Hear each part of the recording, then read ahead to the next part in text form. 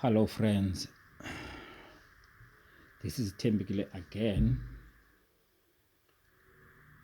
Today we're gonna discuss upper motor neuron lesions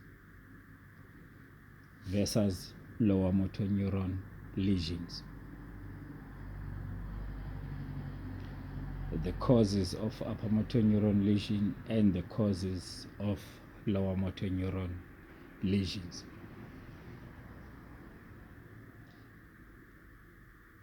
And we also, at the end of the video, discuss the clinical presentations that are displayed by these types of injuries.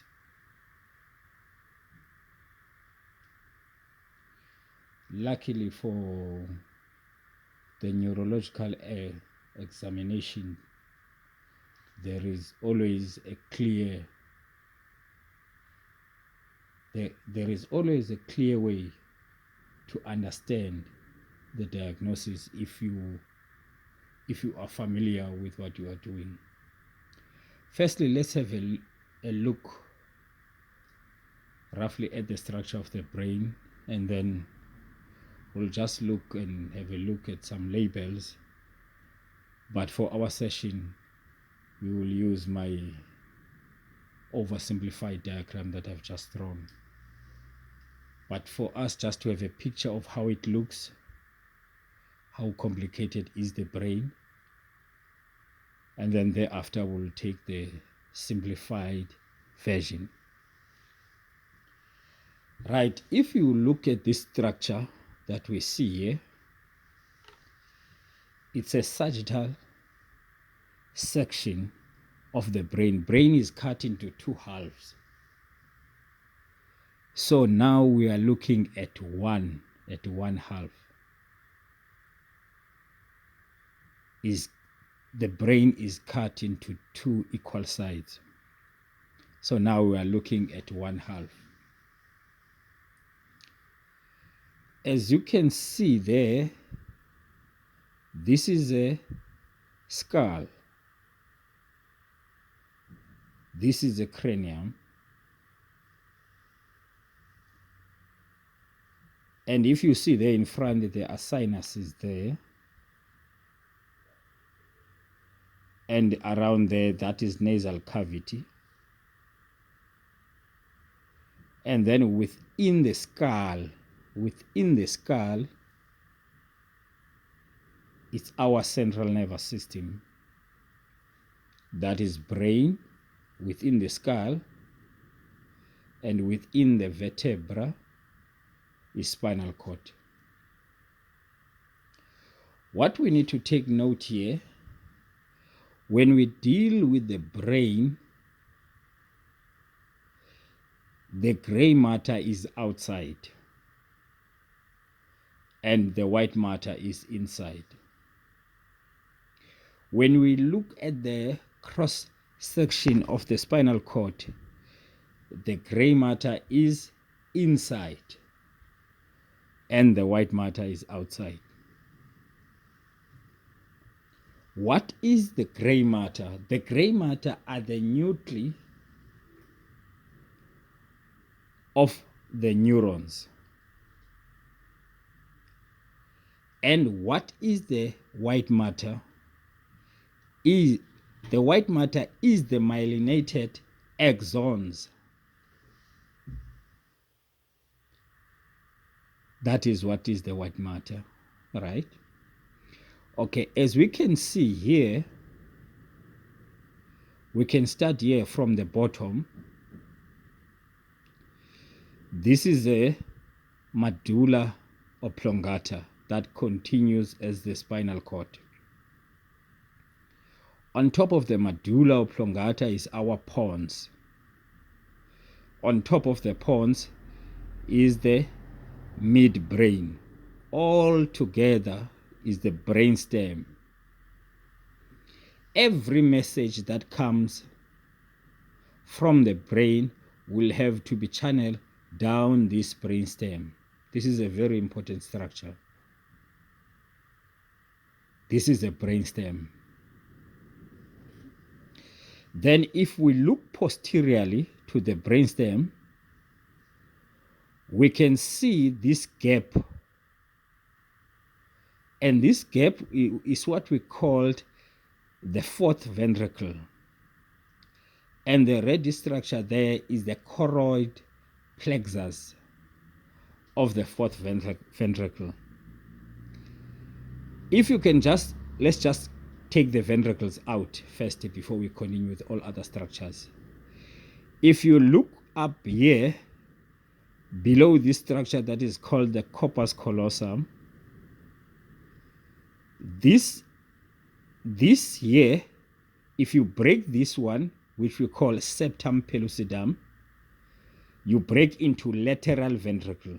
There are two lateral ventricles that are separated by a septum pellucidum.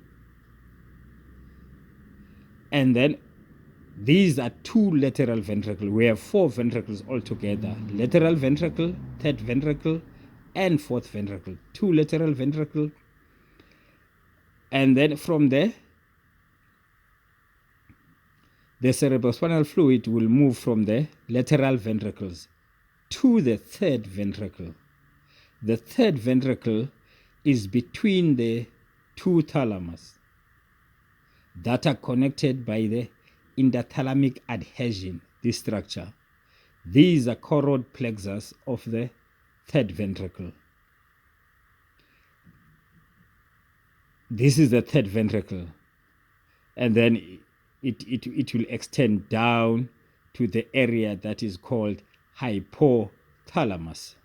This area is the space that is filled with the cerebrospinal fluid here is called the third ventricle. And then from the third ventricle, that fluid will move down to the fourth ventricle via an opening called the cerebral aqueduct. Right, so this is the brainstem, and then behind here is the cerebellum, and then above the cerebellum we have this sinus. The sinus is for drainage. It's one of the big veins, the sinus. We call this one a straight sinus. And then up there we call it great cerebral sinus that come to a straight sinus. And then this one up here, if you take it up here, we call it superior sagittal sinus. So as you move up, you can see here this white structure is a corpus callosum.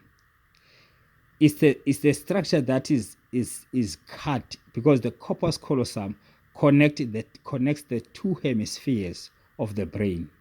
It's a connection between the two hemispheres of the brain. And then above the corpus callosum, this sulcus we call a corpus callosum sulcus, the one just above the corpus callosum. And then this gyrus above the corpus callosum, we call it cingulate gyrus. And then that sulcus above the cingulate gyrus is called the cingulate sulcus. So it's corpus callosum. Below there are two lateral ventricles separated by a septum pellucidum. Below the septum pellucidum is the fornix.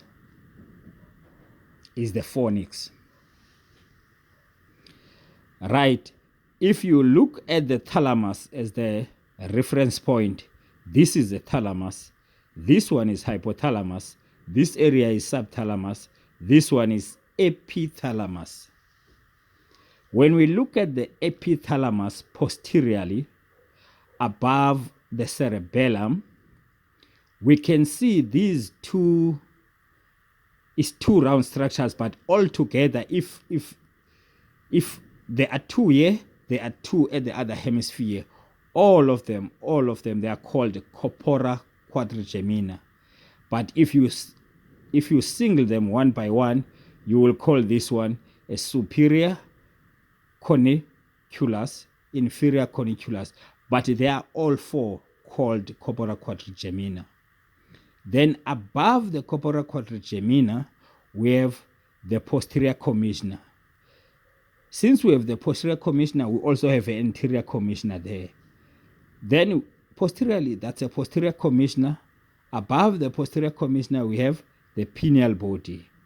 Above the pineal body, you have the habenular commissioner. This is the area of the epithalamus. This is subthalamus. This is thalamus. This is interthalamic adhesion. This one is hypothalamus. And then if you follow the hypothalamus down, this closure here of the anterior hypothalamus is called the lamina terminalis. As you follow the lamina terminalis, you will see this whitish structure here. This is optic chiasma. What is optic chiasma? Is the crossing over of the optic nerves to make a structure called the optic chiasma. Behind the optic chiasma, we can see this funnel-shaped structure called the cuboid cinereum, and then the extension of the cuboid cinereum is this stalk-like structure is called infundibulum, and infundibulum eventually becomes the hypophysis or the punctuatory gland. And then if you follow it posteriorly, we have two mammillary body, one on this hemisphere and one on the other hemisphere. Okay, I think it's enough just to orientate ourselves when we just to lay a foundation for the upper motor neuron lesion versus lower motor neuron lesion. Okay, let's have a look here to this oversimplified diagram. The cells that make the central nervous system, even the peripheral nervous system, are called neurons. We're going to only speak about neurons. We also have glia cells, but today we speak about neurons. Our topic is upper motor neuron versus lower motor neuron lesions.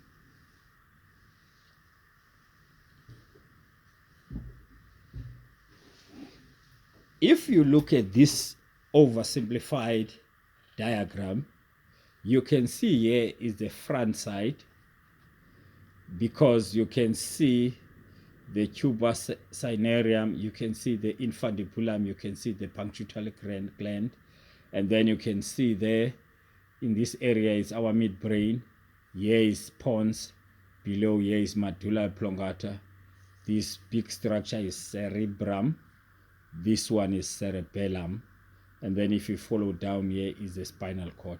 Roughly, just oversimplified diagram for us to understand our topic. The upper motor neuron lesion versus lower motor neuron lesion.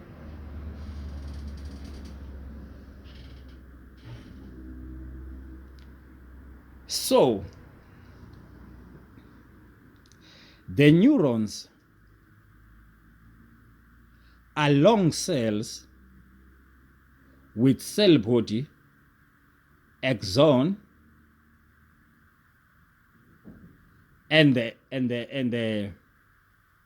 last part, the bulb.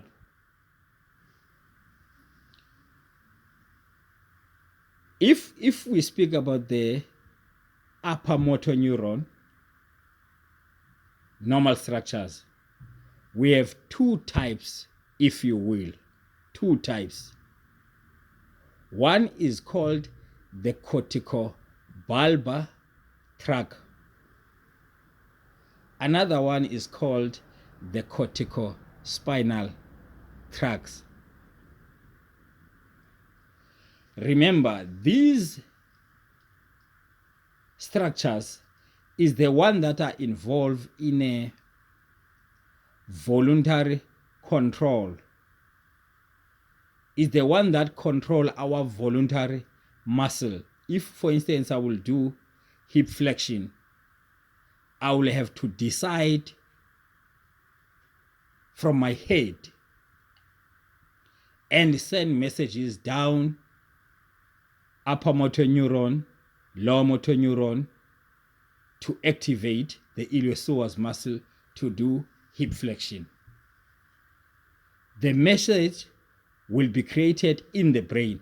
I will think about it in the forehead, and the forehead will communicate with this area, and then this area will send a message down. It's a complicated process, but when we have down, we'll have different videos that will discuss that, where we will involve basal ganglia, the fine-tuning by basal ganglia, by cerebellum, and eventually the creation of that movement. But today we need just to understand the pathway, the upper motor neuron versus lower motor neuron. So we said it's two types. The corticobulbar tract. This one is from the brain to the bulb or to the brainstem, to specific cranial nerve nuclei. Remember, we have 12 cranial nerves, but not all those 12 cranial nerves are motor nerves. So this corticobulbar is from the brain to the motor nuclei that are situated in the bulb of the brain or in the brainstem. And then that is the corticobulbar tract. We also have the corticospinal, from the cortex to the anterior horn in the spinal cord. This is corticobulbar, self-explanatory, from the cortex to the bulb. Let's make an example.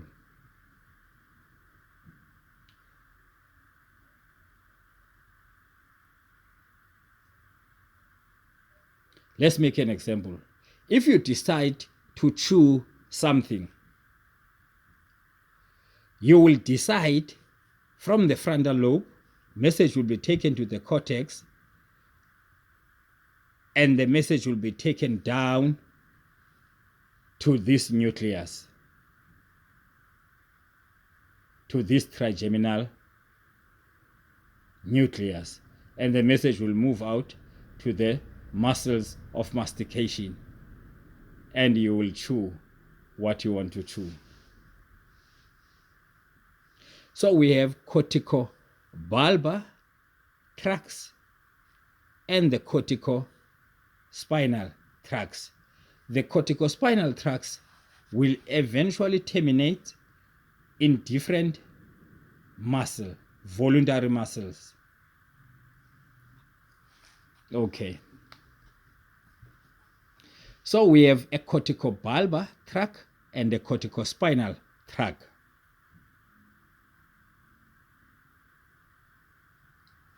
Let's have a look on the corticospinal tract. Let's just label these four nuclei that are involved in a corticobulbar tract. This one is trigeminal nucleus. That is cranial nerve number 5. Trigeminal nucleus. And the function of this, it will activate muscle of mastication. Also, it's got a sensory part that will supply the face by three different nerves, V1, V2, and V3. It's via this nucleus, trigeminal nucleus. Number 2 is facial nerve nucleus. This one. This one is involved, it helps with facial expression, muscle of facial expression. The third one is from down to nucleus ambiguous. Nucleus ambiguous is cranial nerve number 9, number 10, and number 11. The last one is hypoglossal nucleus. This one is to the muscles of the tongue. So this is corticobulbar tract. This one, that is the upper motor neuron. This is the lower motor neurons. These are two neurons. This is an upper, this is a lower. Same applies here. Is from the cortex to the anterior horn of the spinal cord. And then from there is lower motor neuron to voluntary muscles. Okay, if there is a damage, let's say maybe here by the cell body or by the axon or by the axon terminal, that lesion or that injury is called upper motor neuron lesion. We have different examples of upper motor neuron lesion. Right? But if the injury is in this nucleus or this axon or axon terminal, this injury here, it's a lower motor neuron lesion. It's upper motor neuron lesion, lower motor neuron lesion. Okay, let's take the example of upper motor neuron.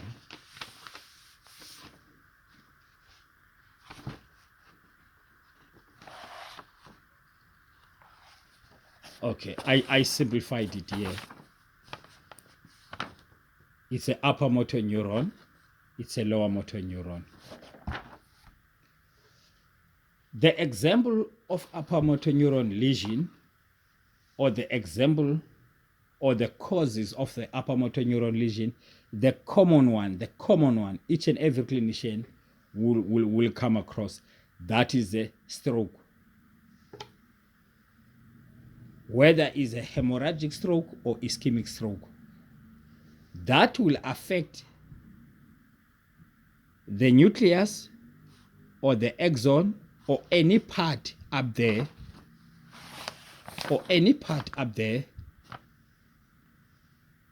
the stroke, it's part of the upper motor neuron lesion. That is an example. Multiple sclerosis, demyelination of upper motor neuron is another example or cause of the upper motor neuron lesion. Friedreich's